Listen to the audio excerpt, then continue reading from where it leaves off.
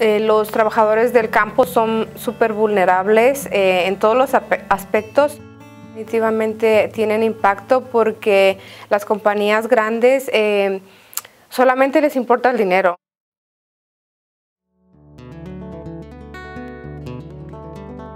Inequality to me, right now it's applied to farm workers, black and brown people. In a POPCA, actually, it's a very specific case, and it's, again, a systemic issue of environmental racism. We have 2 landfills there, and no farmers market, no access to fresh food. You can feel contamination in the air.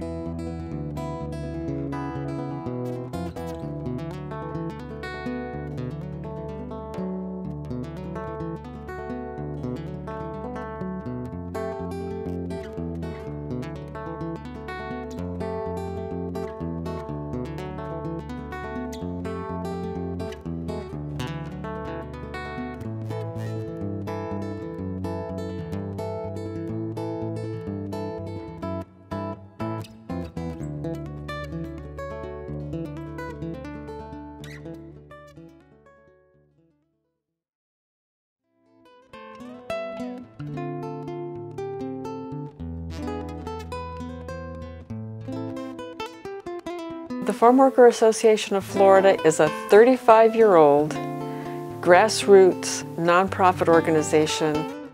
We have 5 offices in the state of Florida. We have about 10,000 members statewide, and our members are mostly Haitian, African American, and Hispanic farm workers.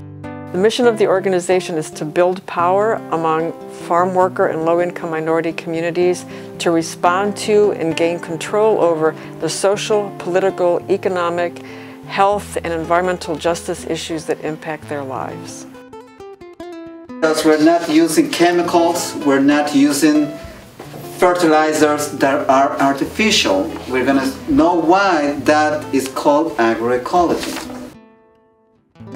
Agroecology is basically is a way of producing foods for consumption, not so much for trade. It's more basically for food sovereignty, so that communities will have enough food, but do it in a way that is not harmful to the planet and also is healthy, so they don't use chemicals at all.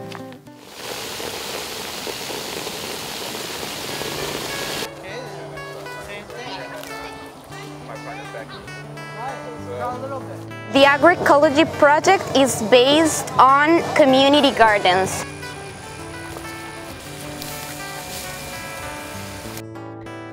We have the community garden, it's in a POPCA, so we have African descendant community, Asian community, and a Spanish speakers community.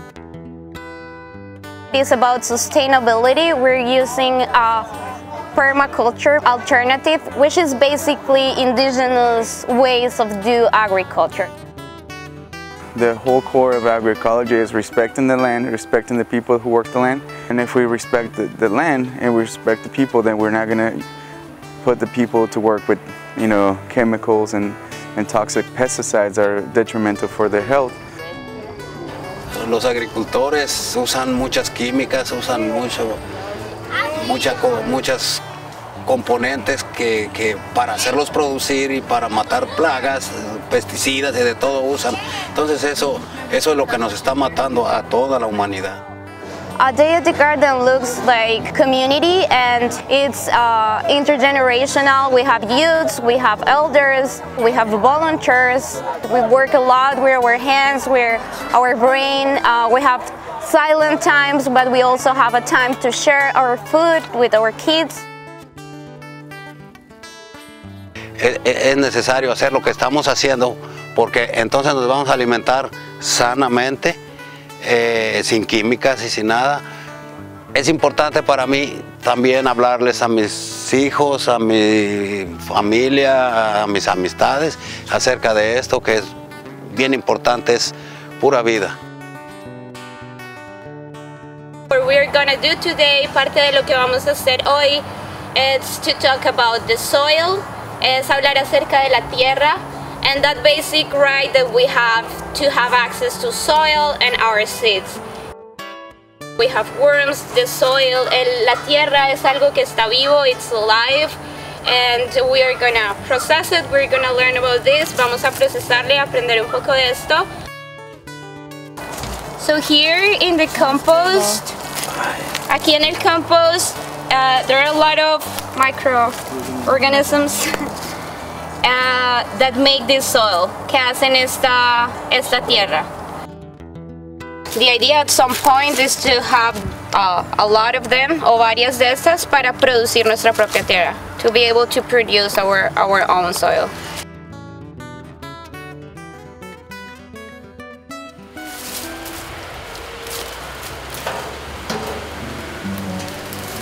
Today we're building some raised beds so we can collect the water from the rain so we don't lose so much water. This is a process we started 6 months ago, basically responding to erosion, like one of the consequences of agribusiness, and also climate change.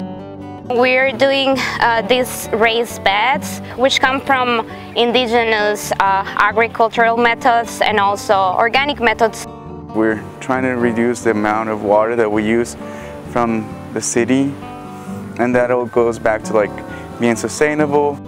That's what we were doing today, and is part of the process in all the beds, recognizing that knowledge from indigenous cultures and also new organic methods from African cultures and all the cultures that comes to Apopka and build this place.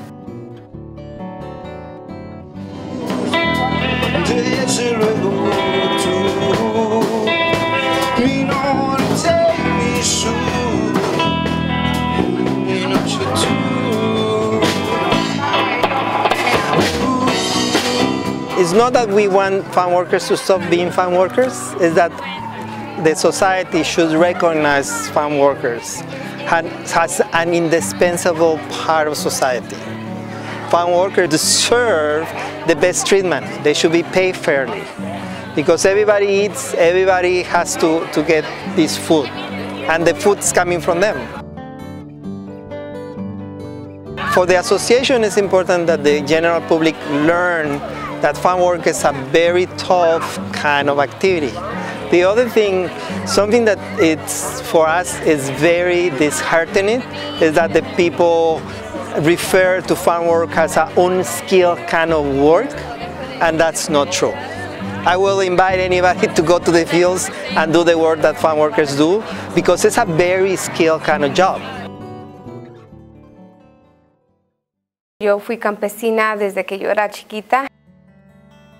Sí, yo también estaba trabajando en una nursería donde cuidaban más a las plantas que a los propios empleados. Obviamente protegiendo a la planta, no protegiéndote a ti. Mucha de esa gente que trabaja ahí tiene problemas respiratorios. De la niña más chiquita que tiene 8 años ahora, que yo trabajaba mezclando químicos y entonces no nos daban protección. Mi niña, ella nació con varios problemas de salud. Entonces ahí entra lo que es el programa de agroecología, en el que promovemos rescatar nuestra cultura de no usar químicos y pesticidas. Es importante involucrarse en lo que es ahorita mismo lo de agroecología para... Dicen por ahí somos lo que comemos, ¿verdad? Entonces necesitamos cambiar un poquito el sistema de comida. The community gardens are more than just about having sustainable and organic food for people in the community, but it's also about trying to transform our entire agricultural system by saying that conventional agriculture is no longer acceptable. We need to have an agricultural system that is good for people and the planet and that does not abuse workers. We have 4 community gardens in Apopka, Pearson, Homestead, and Fellsmere. The community garden is of, by, and for the farm worker members of the community. But of course, we want to help to educate the broader community, both about farm worker issues, about social justice, about environmental justice. And of course, we like help in the gardens as well. So we invite people that care about the cultural reality of our community to come and participate in working in the community garden as well. The motivation of this is to open a safe space where people can have access to that food and also to connect to their roots, to their culture, a place with no borders, with no nationalisms, just to come back to our roots and also to have a local economy, a local food system, a local health system. If farm workers are in good health, I think that the society is in good health as well. Setting a pattern to have a dignifying way of life and also have food that is nutritious and is good for them and for the environment, and that we can be proud of cultivating.